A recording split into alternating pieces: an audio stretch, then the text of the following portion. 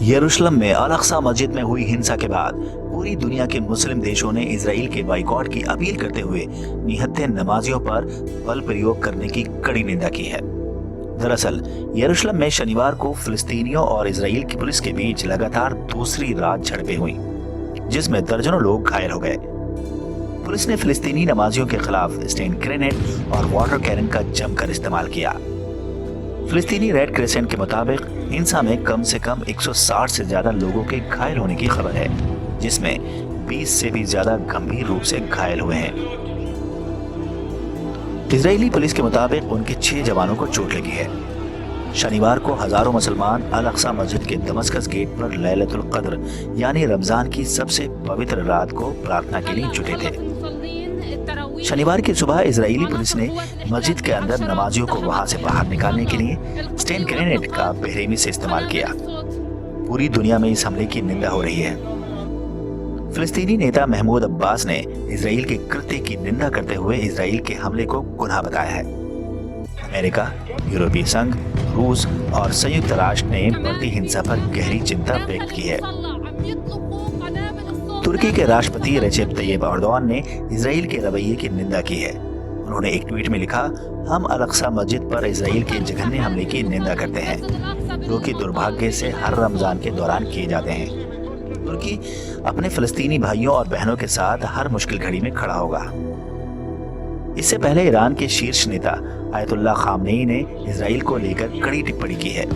Khamenei ने शुक्रवार को फिलिस्तीनी के समर्थन में मनाए जाने वाले कुद्स दिवस यानी यरूशलेम डे के मौके पर कहा, इजराइल एक देश नहीं है बल्कि फिलिस्तीन और अन्य मुस्लिम देशों के खिलाफ एक आतंकी ठिकाना है।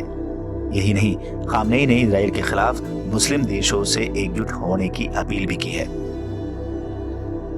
पाकिस्तान के विदेश मंत्री शाह महमूद कुरैशी ने हिंसा की निंदा करते हुए लिखा, अल अक्सा मस्जिद जिस पर इसराइल ने कब्जा कर रखा है, वहां निर्दोष लोगों पर रमजान के महीने में किए गए हमले की मैं निंदा करता हूं। इस तरह की क्रूरता मानवता और मानवाधिकार कानून की भावना के खिलाफ है। हम फिलिस्तीन के साथ खड़े हैं।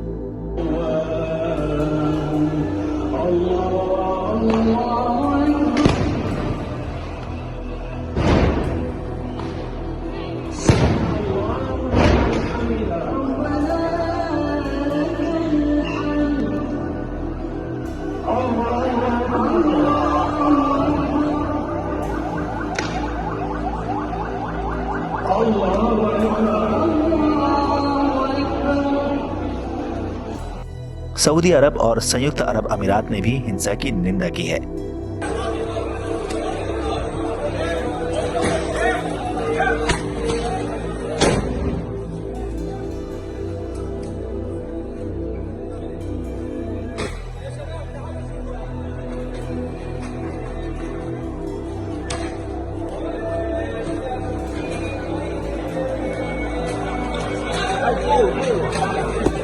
سكر الباب سكر الباب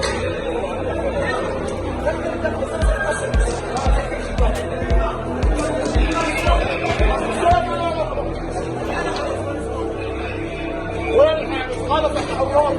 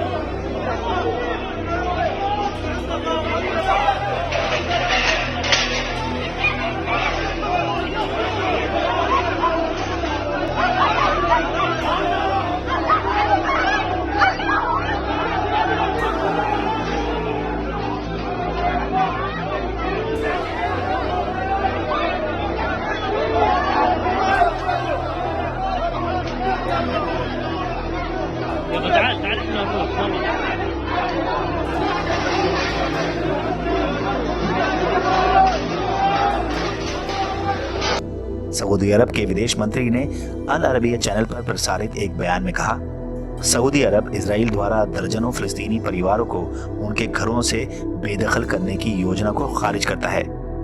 सऊदी अरब के विदेश मंत्री की तरफ से पूरे मामले पर बयान जारी किया गया है। सऊदी अरब ने एक तरफा कार्रवाई और अंतर्राष्ट्रीय समझौते के उल्लंघन की निंदा की है।